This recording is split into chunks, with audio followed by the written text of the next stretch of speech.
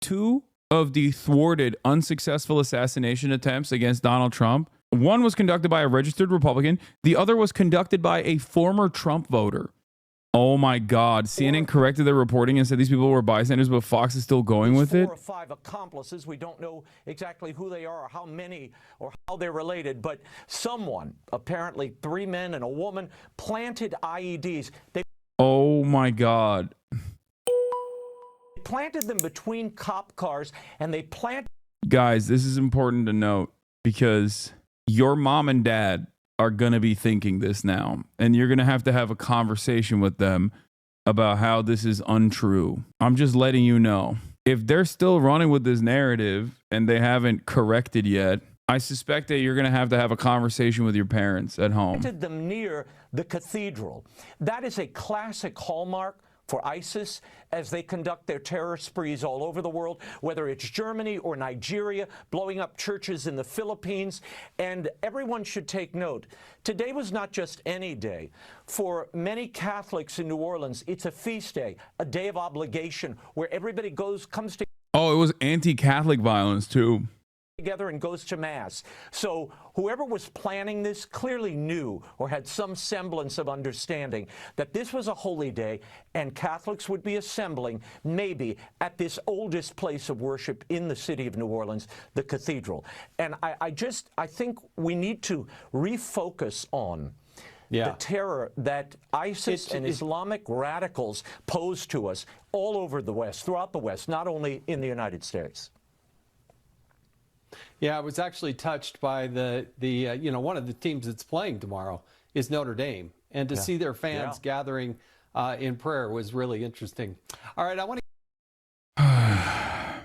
Yeah, famously, Catholics love attending Mass at 3 a.m. on New Year's.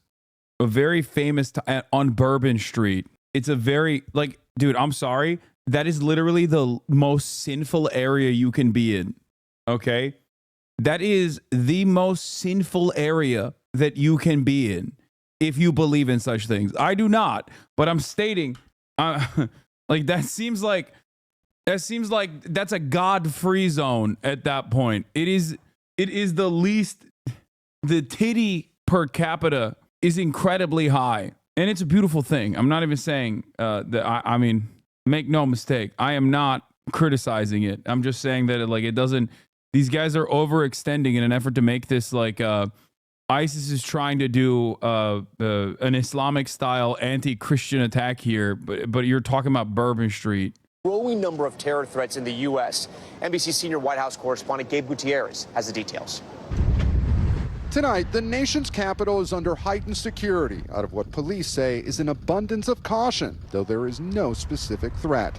With a slew of major security events this month in D.C., the January 6th anniversary, former President Carter's funeral, and the inauguration of President-elect Trump, federal authorities are on high alert. Well, the reaction was one of anger and frustration. While investigators have not yet determined a motive in the New Orleans attack, they say the suspect had an ISIS flag on his truck as he carried it out.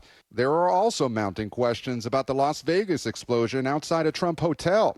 And in a sign of the growing danger, experts say the number of domestic terrorist attacks and plots against government targets alone, motivated by political beliefs in the past 5 years, was nearly triple the previous 25 years combined.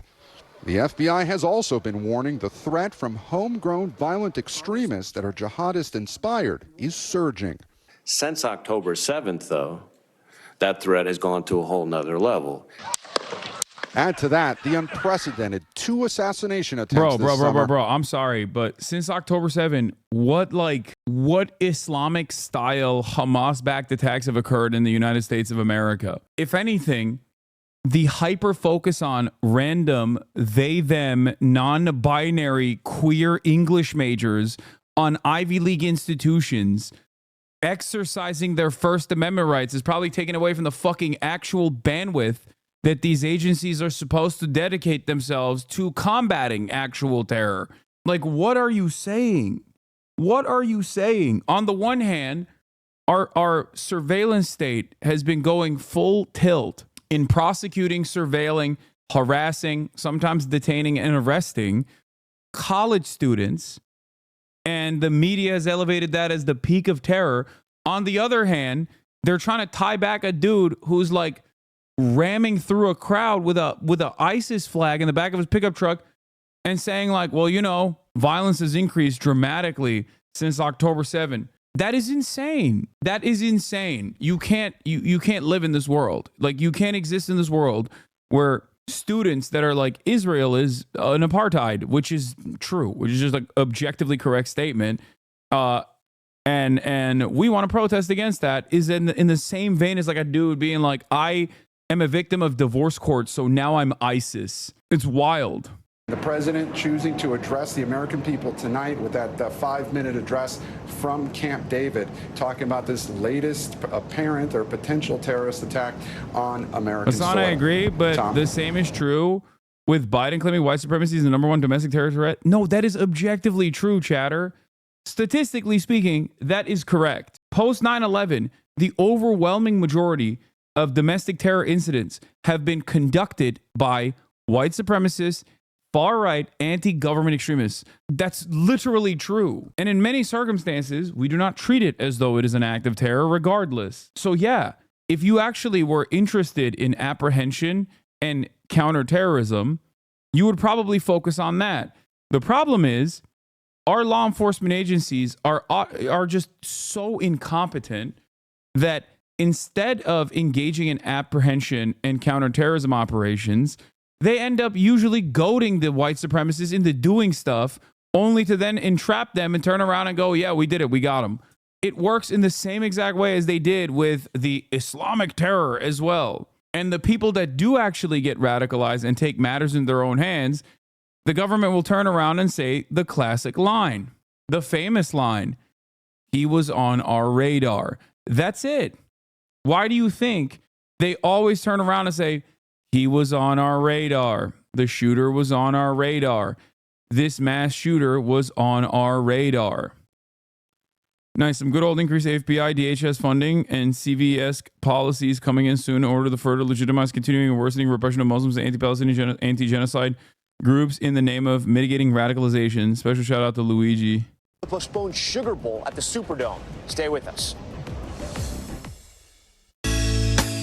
Also, like, Biden is so not wrong about the white supremacist stuff that chatters. 2 of the thwarted, unsuccessful assassination attempts against Donald Trump, both of them were conducted by, one was conducted by a registered Republican, the other was conducted by a former Trump voter. Like, it's crazy. It's crazy to think, but genuinely, it's always like, this isn't to say that there is something about like white people or all white men are like this. I'm not saying that at all. And most people don't believe that anyway. It's virtually impossible to believe that in a society dominated by white men in general. So we automatically have a way of accurately pinpointing their point of radicalization when the perpetrators are white men. When it's not a white man, however, this is a damning indication for all whatever marginalized group this person is from. Hey, if you like this video, please subscribe and hit that bell so you don't miss out on any future videos.